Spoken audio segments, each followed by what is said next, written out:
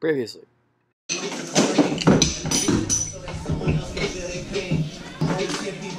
Woo! Alright guys, I'm going to be recording on my iPhone today because it's a whole lot easier to upload. I'm going to show you guys basically what I'm doing or what I have to be doing with what I have set up now after the turbo's out, but it's not really enough to make a video on. It's really going to be a deciding factor once I get the new turbo, how to set up the other stuff, and I have to get a lot of parts. I can give you guys the parts list or put it down below if enough people are interested, but I'm going to show you guys real quick what I need to be doing. So for the cold air intake, I'm guessing it's still going to be virtually the same, if not exactly. Those charge pipes that come out, I don't know if they're going to work or if they have to change the orientation of it or not.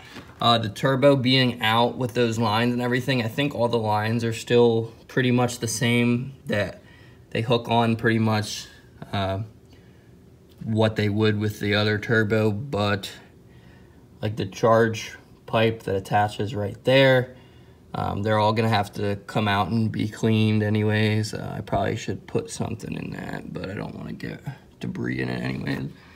Sitting in a clean garage, so it should be fine.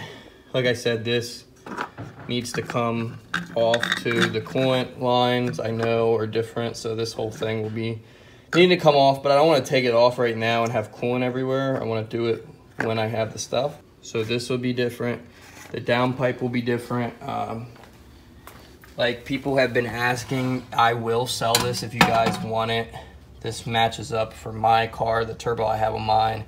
It won't for the IS20. The IS20 will be the downpipe for the MK7 GTI, and then the AUDI S3 and MK7 GOLF R will have a different one that mates up to the IS38.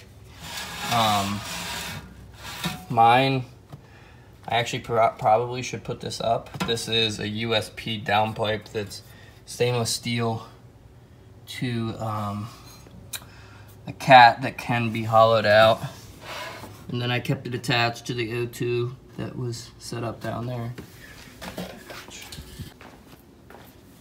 As far as the turbo goes, I'm selling this. I was talking about raffling it off on YouTube, but I don't think enough people would want it to make it even worthwhile.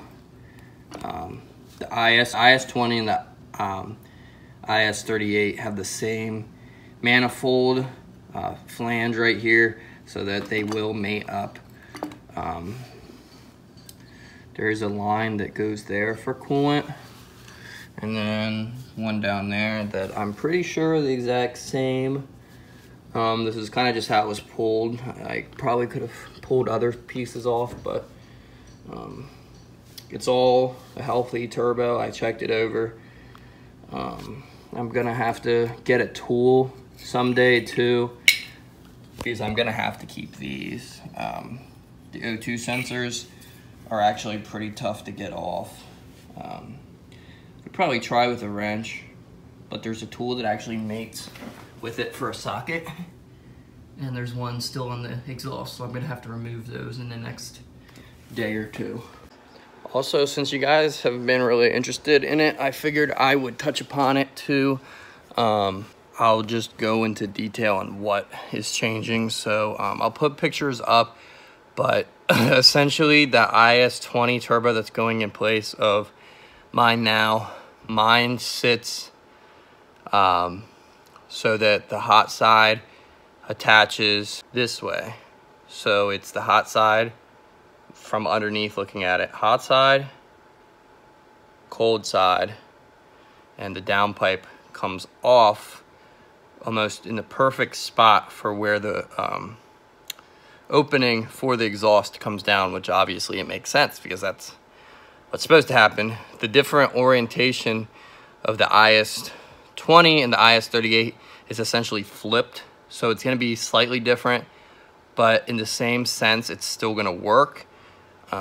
What's going to change about it is, like I said, the charge pipes, the placement of the coolant lines, the oil lines, and everything like that. And it's gonna be interesting to see how it works.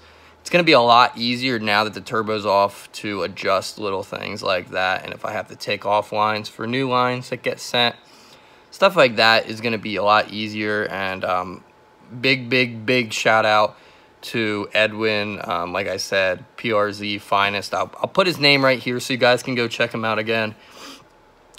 He really has been helping me out, and honestly I wish he was down here to help me out. He's from Florida somewhere. I'm not trying to give away his location, or he's a good friend, and he's literally been helping with everything. Like any questions I've had, he's asked, and otherwise I've looked him on the forums if he's busy, because he is a soldier, and that's awesome. I really appreciate people put their lives on the line for the country, because I have full respect for that, because I couldn't do it. I don't think I have the mental capacity to handle all of that, but it's awesome. So he's been helping me out a lot. I should be able to do the majority of the things myself.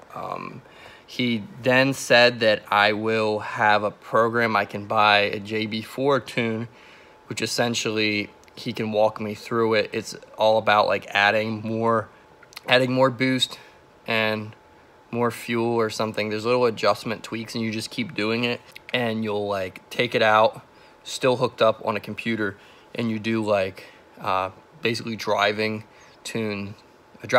So I'll have my sister hold the computer and everything, so it's not dangerous, and we'll have to like get runs out of it.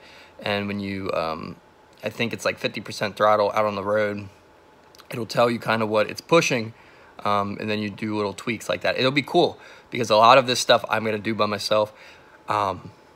People have done it, but no one's recorded it before, and it's cool because I'm trying to motivate people that also want to do it also want to do it in the future here, that you can do it all basically at your house. Like, I don't have any local tuners, dyno tuners around here, and street tuning is just essentially the same thing. You can do it the same way. So that's really cool. You're going for big horsepower numbers with the turbo. So I'm gonna do this build right. If you guys, and I'm not asking, if you guys want to donate, I'm not gonna ask, but if you want to donate towards this build, I'll leave my PayPal in the description and on the screen here for a brief second. It really would help out the channel. Like I said, all stuff that happens on the channel is all money made off of the channel. I don't usually like to mess with my actual money that I make on the side. I sometimes do, but it's nice to have something that covers kind of the thing that makes lesser of money. I explained this before. I have a business mindset, so I grew up that way. So for me to not make money off of certain things that are channel related, it pays off by making money off the channel for the channel, so that it goes hand in hand. Since I'm not making huge money right now on YouTube, but the more we grow and everything, the more you share this, guys, and like and comment, it really helps. Like I said, I'll put the list down below. I don't want this to be a long video, because this is going to be an update, but I want you guys to, if you want, look down. I'll give you guys the list on what you need to do this, and if you have the money, go for it. And just make sure to let me know, or tag me in the video if you make it or something, and it'll be awesome. I love you guys. Make sure to be happy, stress less. I'll see you in the next one, as always.